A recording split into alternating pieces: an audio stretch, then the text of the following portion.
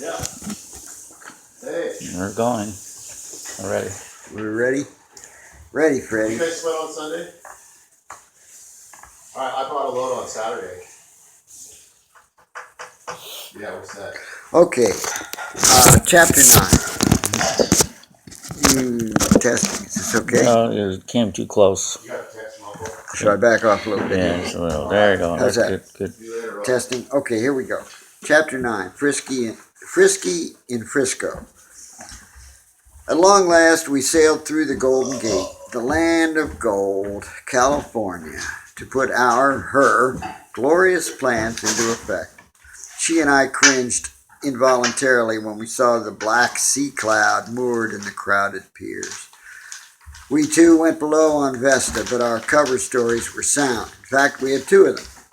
First, our ships were simply two Yankee whalers with good papers, and our Tweedledum and Tweedledee were mum with glee. If us crazies stayed below, no one knew where we were, of course. If McNaughton still lived, he'd never talk. Secondly, we were ready to pose as and actually become a scientific expedition, purposefully following up on Darwin's studies in the Galapagos and in Patagonia. Our artists were, of course, Adam and Abel, and two or more others, of them more later.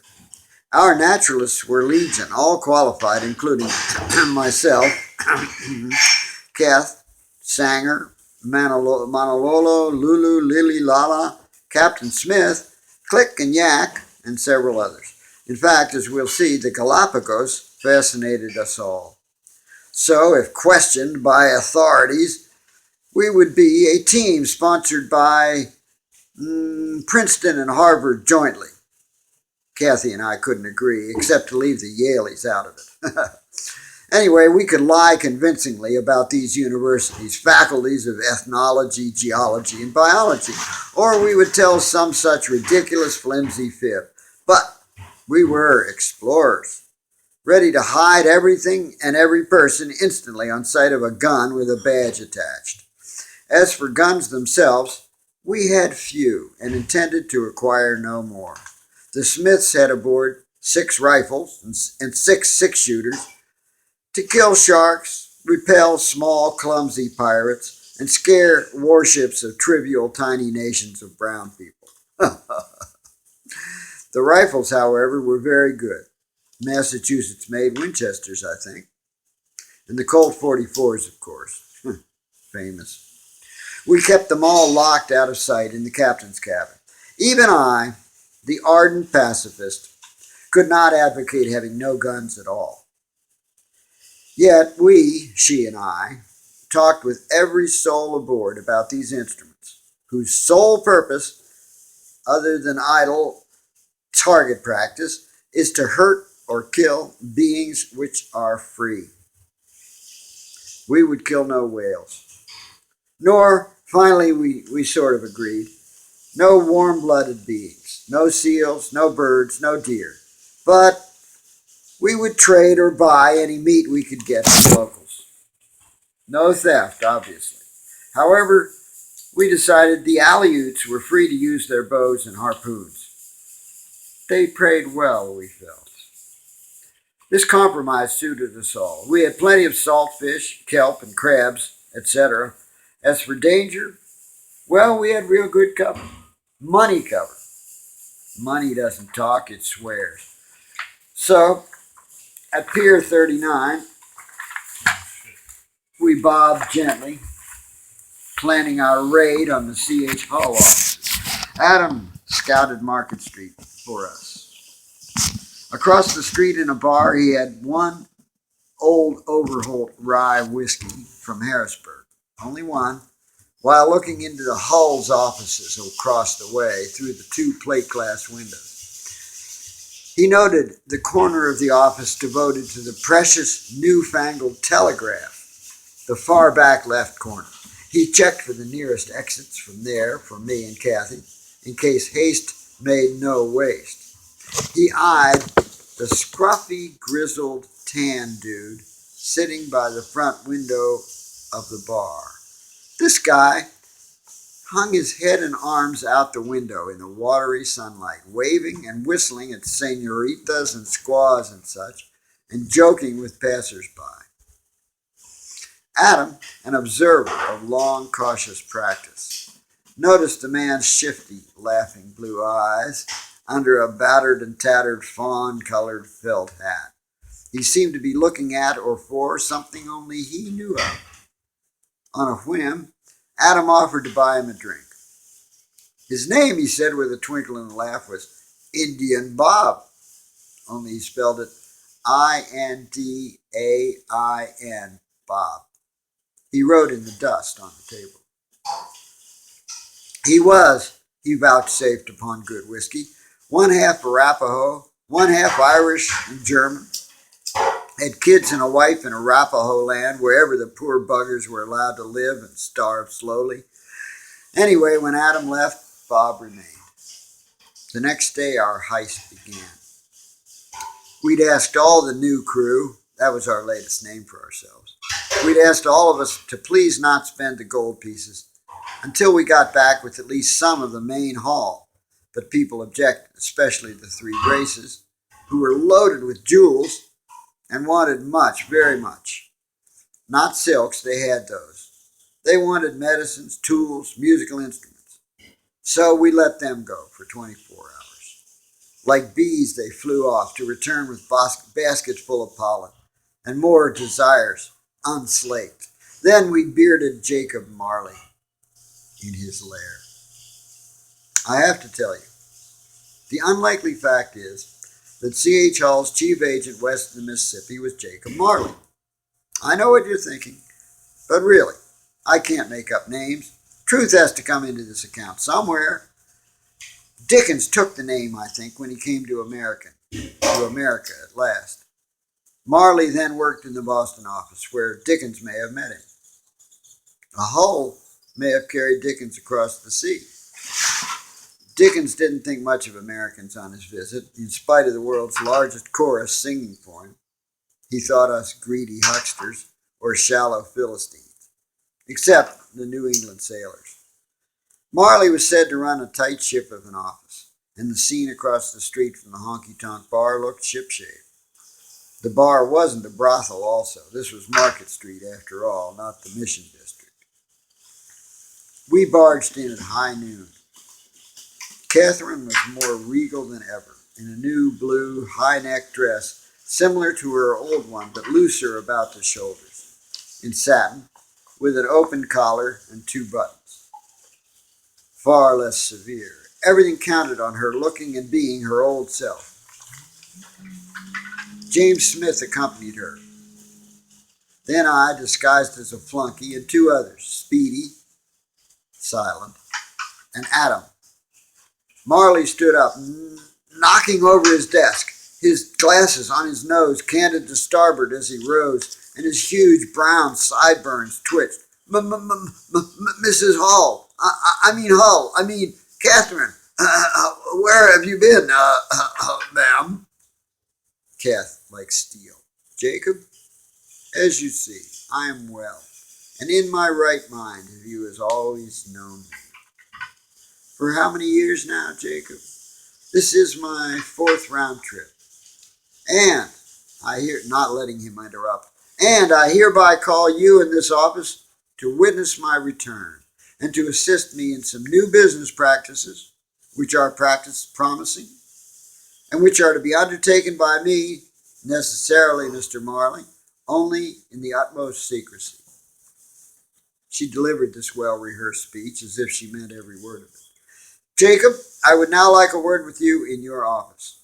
Jacob, still very badly rattled, ushered her through the maze of stalls with shaking hands. Smith and I and Speedy and Adam exchanged looks. They reemerged 10 minutes later. Marley looked very unhappy but resigned. She said, "Now, Mr. Marley, in the presence of your staff and mine, I wish to cable back east for a large sum, which you and I, Jacob, have agreed to keep confidential, to invest in the businesses to which I have alluded. Captain Smith, whom I believe you have met, Jacob." Marley nodded. although he had only met one twin as near as his addled wits could recall. Captain Smith is here to assure his company that he has been paid, that is to say, for the lease of his vessel, Vesta, and is a witness, as are my three associates, sweeping her hand over me in adamant speed. Recovering himself pretty well for such an old codger, he said, "Very good, madam. I stand ready to assist you in telegraphing your father, God bless him."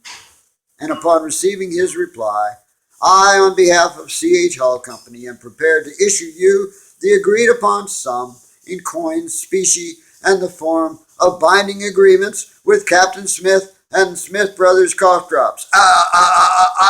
Company. Stammering to a halt, he led us all over to the new telegraph nook and its operator, a gangly, pimply, sallow fellow with black arm garters, a company cap, black, red, and gold, and a surly manner, probably because he was forbidden to drink on the job and he didn't know about the ginseng in Chinatown. Anyway, this lad was enticed by mild words from Marley to send to Boston, our bank, for permission to disperse a sum in 6 figures, or was it 7? We had to wait for a positive confirmation, of course. Aye, there's the rub. Her telegram read, if I recall properly, "Am well, stop. Returning via Smith's Vesta, stop. Expect home Easter, DV, stop. Taking 52,000 plus contract, stop. Ask Smith's, stop. Love to Daniel, stop, cat." 26 words. The odd operator charged her for 25, the lowest rate. She paid.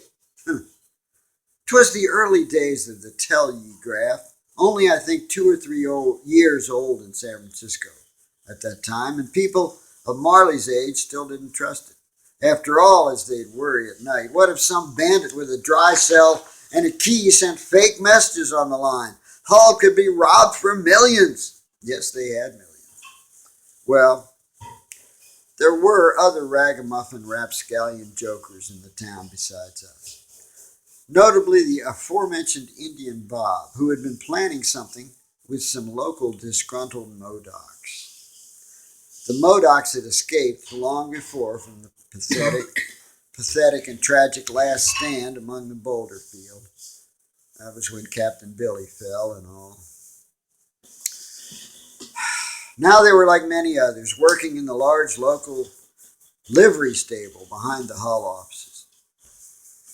Most of the livery lads, however, call them sons of livery, most of them were unemployed riders from the Pony Express, which the telegraph had put out of business after only 18 months. Western science marches on. Railroad coming soon. Score. Horses 0, copper 1, steel 2. And the buffalo, doomed. Anyway, Indian Bob had picked up more than a porcupine rolling down a mossy hill on his rambles, which were mostly on horseback. He told the Modocs about electricity and how not to get shocked like Ben Franklin. Who? By staying out of the fog in your bifocals. Well, when Indian Bob saw us 5 going into Hull's, he flashed a signal by sunlight on a shard of mirror in his hand at the bar window. And down the block at the livery stables, they got the message. Soon the telegrapher jumped up and snatched off the earphones. Bleep! An intense sound had come over them.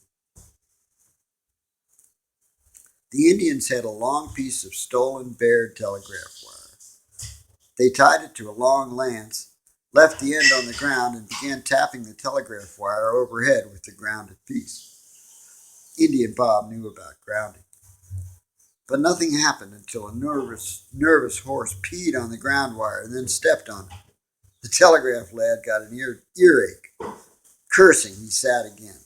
At Bob's signal at the stable, they put a rock on the ground wire and started tapping. Now, in Morse code, a single dot, a dip, stands for the letter S. Also, SS was a common telegrapher's abbreviation, sort of a slang for a dollar sign. Now, as we waited for our money from Boston, she and I looked over the shoulder of the pimply one to read other people's telegrams. Send SOSME SMOSNEYSS. Comes tomorrow's rose. Then one came for Kathy. YSOUR FATSHER SISISSLL. Jonah. Ysour Fatcher Issel. Jonah. Has he been marooned? I said.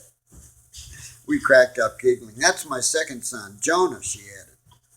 Does he smell like whale spit? I asked. She slapped me. Of course, we had no idea then what the heck was happening. It just seemed a gremlin was following us around, like a Russian domovoi or V of the long droopy eyelids. The office called the marshals via messenger, or whatever agency was in charge, and unemployed Pony Express riders got paid a pittance to get drunk and patrol the one and only telegraph line. But Indian Bob and the Modocs had had their fun. He tailed us later back to the ship, which, believe me, was not easy. We had a whole crew with us to hide us and obfuscate our getaway, of which anon. So the deed was done, and none but she and Marley ever to know, except, of course, that she actually posted on Vesta later at sea all the details, including amounts of her magnificent raid. It was a proclamation done by Eve. Damn the torpedoes. Full speed ahead. Damn Farragut anyway. Oh yes, and we still had to get the money and make off with it. Well, of course, Indian Bob made sure, for a slight fee, to hire us the 3 fastest and best horses from the livery stable for our undisclosed plot. He knew about horses, too. And the confirmation arrived, 3 times to be sure. She proceeded to select, and we to stow away $520 U.S. double eagle gold coins, $10,000. $100 U.S. gold paper notes, $10,000. U.S. Treasury gold certificates, no greenbacks. $1,001 U.S. silver dollars, amounting to $1,000. Many paper bills from all countries, all denominations. This drove the accountants crazy for an hour or more. We had money from the USA, Canada, Mexico, Britain, France, Spain, Peru, Chile, Argentina, Brazil, a lot of worthless Jeff Davis Confederate 5s and 10s, Russian rubles too, Indian, Chinese, Japanese, Turkish, $20,000. Coins amounting to $1,000 or so. We took about half of the smaller coins in the vault of all sizes from all nations. We had to leave some, of course. The clerks had to figure every cent. She and Jacob drove them. He later had them work all night to finish the account. Yet Marley did not once curse or swear by any gods. Towards dawn, he was actually heard humming a cheerful melody. All was accounted for to the penny, sou, kopeck, rupee, and lira. This was actually far more than $1,000. Those clerks were tired, Bob Cratchit especially. Total, $52,000 in coins and bills. 2 nights later, she came to me crying and regretting her acts. But there were tears of laughter, and she was regretting not having taken twice as much. She kept saying stuff like, "Who else can I find to give this to? We're the only communards I can find," until our paradise on the Apalachicola River. Surprise kept us from theft, I guess. Plus Bob watching across the street. Of course, Bob talked his way on board the Vesta in his leather vest. Inside the bank, the paper, $30,000, was put in a leather pouch, locked and handed to Sanger outside on the horse that looked fastest. He trotted off and around the corner broke into a gallop for Pier 39. I was never so glad that the war was over and he was ours. The coin was divided indoors discreetly into 2 pouches, and they were taken by Captain Smith, mounted, with Adam on foot escorting, and by Speedy, who vowed to overtake Sanger getting to Vesta. He lost. No one knew us.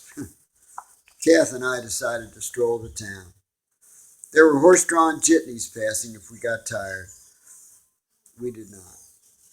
We looked at each other and said, "We are Aleut."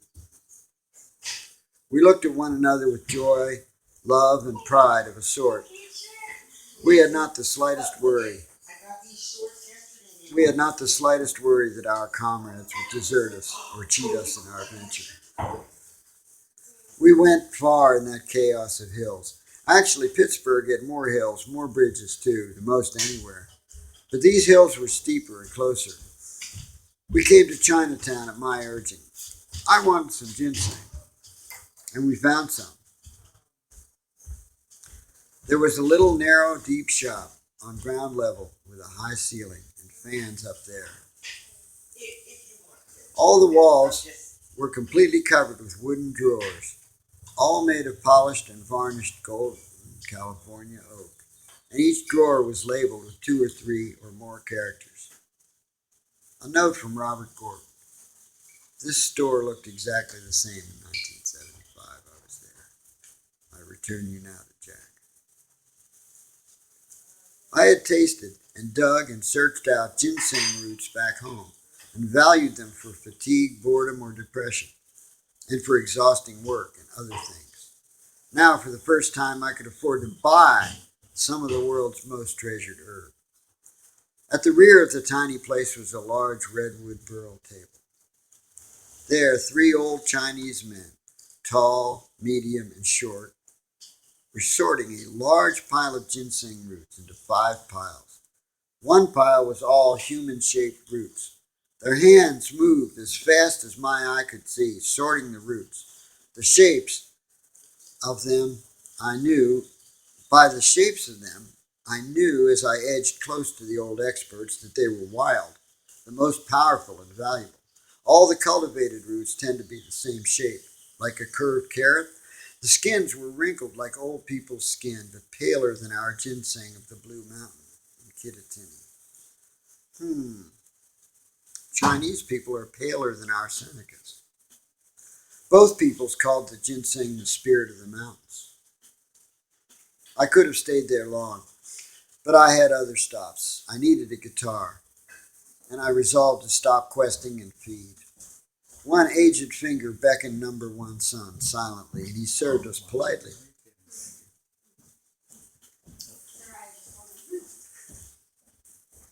Number 1 son served us politely in English. His black hair was shiny and combed straight back. He wore an immaculate shiny black coat and white shirt. I asked for Korean root, whole root, red processed ginseng, from near the 38th parallel, a $10 root. He knew precisely which small drawer to open. He slapped down a big root like a chaw of tobacco, but pale red and translucent as an icicle. I had read of but never seen this Korean root, so I bought a dozen. I also purchased a dozen quite small wild American roots. They looked like Great Lakes roots, paler than ours, but very wrinkled. Age stalks were intact, unlike the Asian roots, and I could see these were good 7 to 10-year-old roots. The shapes were weird, as I love. One reminded me of a mermaid, another of a centaur. Tearing myself away, I breathed deep and blew it out on the sidewalk. I was dizzy with the excitement and energy of Grandfather Ginseng. Kathy clung to my arm, almost unnoticed in my delirium. I called her my Delilah. She said, "Whew, what else do you know about ginseng?" I gave her my best enigmatic old man of the mountain smile as we strolled toward the music shop, and I told her from what I knew, the whole mile there, I told her. At the store, the chatty southern salesgirl gushed at, "Oh, you want a ukulele, ma'am? We only have one left. 3 of the prettiest island beauties were here yesterday, and they plumb cleaned us out. 1 soprano, 2 concert models, and a baritone. Land sakes, and an auto harp, too. We'll get some more, honey." We stopped her. We just switched her engine onto another track, more like. As I shopped for a guitar, I settled on one that had good straight grain in the spruce top and a heavy varnish that I hoped would withstand the sea air. A hard case was hard by and not hard won. Bless Kathy and the C.H. Hall Company. I wanted steel strings for volume and tone, but salt air is slow death to them. So I bought 2 sets, sealed up, extras. Then I saw her. My Violetta, she became, a mandolin of beautiful design.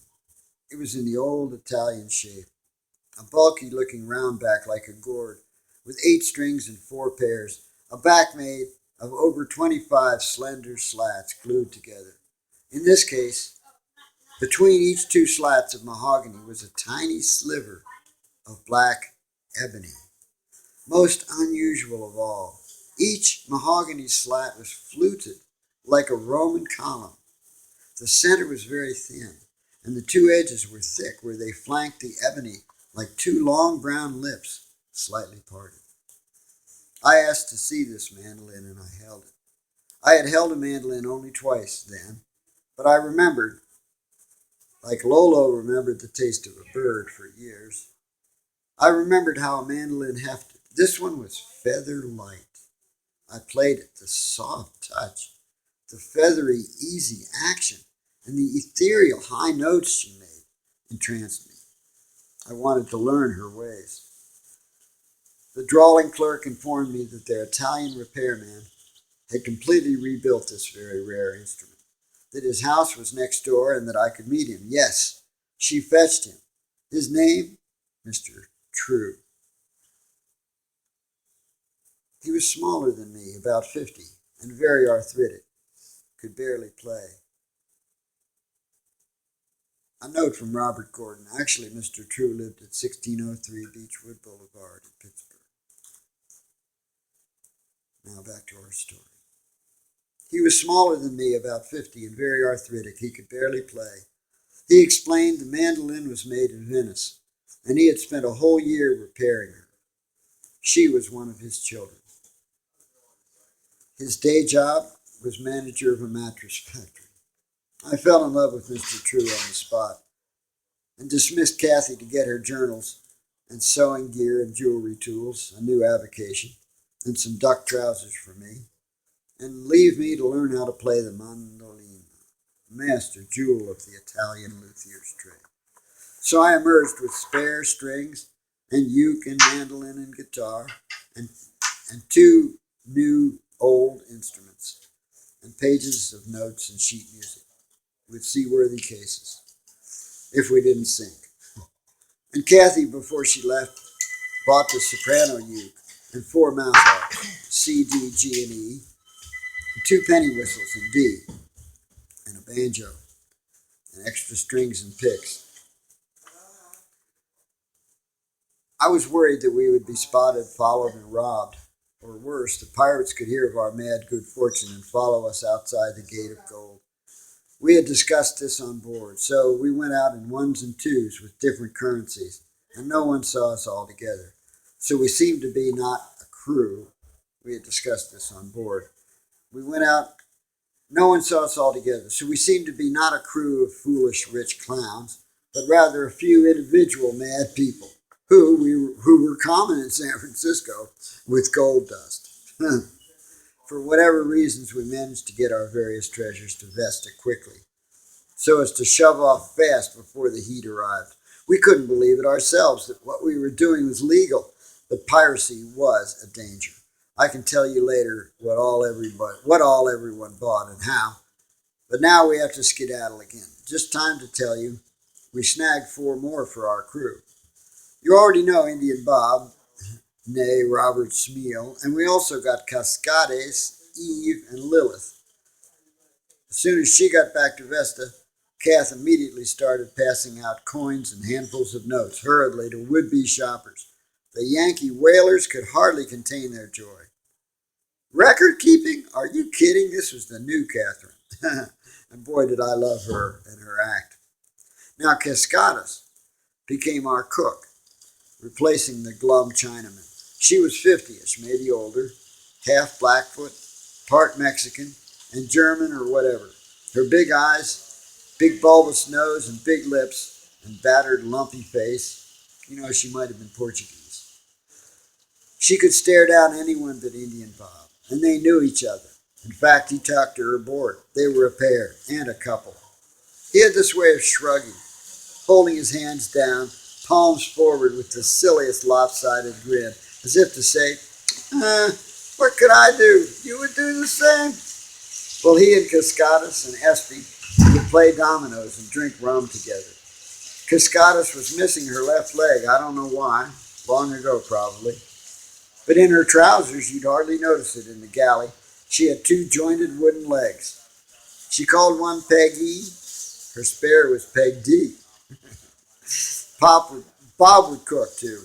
He loved bacon, and he loved baking. Eve was now Adam's mate, of course. Her real name was Verena Carter. She'd been a slave, a house servant in Richmond. Her cousin had served at Jeff Davis's house. Verena's master was a Navy Department official, customs perhaps. She had learned to read by herself with her cousin's help. They were breaking several laws. Verena secretly at night had studied what she could fathom of the house's books. She knew geography and cartography, some accounting, and graphology. She had a very steady hand like Abel, and the most elegant, rather large handwriting aboard Vesta. She could hold the pen so skillfully that all the letters seemed to swell and shrink in elegant harmony. Her latest skill that she studied was lace making. She had what seemed to be dozens of bobbins, little spools of white linen thread, and pins and forms and instructions, Chantilly style. Soon others joined her lace-making circle. Adam, purposefully searching, had found her at a dressmaker's shop next to a bar, where Verena would loiter and select a possible partner from the bar's patrons, while herself remaining aloof. She was a very canny woman, somewhat tired, whose two sons had been taken south to dig ditches around New Orleans. Ugh. Her husband dead. Adam bought her many art and sewing supplies and brought her aboard. She knew all the secrets of Jeff Davis, that stony, harsh man. Lilith, her name was actually Lilith Rain Edwards, was only about 25. Her story, the most poignant of all, was not known to us until later. She had grown up in Pittsburgh. Her parents had died in her childhood. In a kind white family, they called themselves Black Irish because they had black hair. They took her in as a servant and a member of the family. Their name was Edwards. She was not a slave, not at all. She was free to go. Only love bound her to the Edwards family. She knew Adam and Abel, who were her age, and was learning art from Harry, Adam. Then the terrible thing happened. I think it was 1858 or 1860. A flatboater, a white boy from Cumberland, Maryland, met her near the point in Pittsburgh, and after a wild night of whiskey and love, he persuaded her to elope with him downriver. He and she talked and made love past Cincinnati, and then at night as she slept, he landed the clumsy boat on the shore, the left bank in Kentucky. Then he sold her. He collected enough money, 30 pieces of silver, to send him off happy to the clap parlors in New Orleans. She became a slave on a tobacco and horse farm in the bluegrass country at age 18. Years later, Abel, not his real name, came into the Fox Bar on Center Avenue in Pittsburgh and found 3 angry white men with sidearms arresting a young woman who was face down on a table in tears and holding on for dear life. On an instant, Abel sprang at the 3 men. Others in the bar followed, and the girl was running from the bar, and Abel smashed a blonde head into the bar. The man slumped. He was going to die. Abel ran out to the street and grabbed the hand of the girl, who looked wildly about for help. Then their eyes met, and he saw his lost Lilith. "Thank you," she said. "That was my tormentor." She spat toward the dying man inside. They fled. Her back was knotted with the scars of many whippings. But she had a good Kentucky thoroughbred horse, a strong one, on which they both escaped. After rambling in poverty, he had joined the Union Army because, thanks to the Dred Scott decision of 1857, he was a murderer, and she and he and all their descendants could hope for nothing but eternally being property. She went west. The two, Abel and Lilith, met again in a bar in the Mission District. She had a special, very soft feather mattress on her cot upstairs, where she made extra money, that poor unfortunate girl. Woman, rather. She too had artistic talent and musical also, and hoped to revive them on Vesta. Now she and Abel would never part again.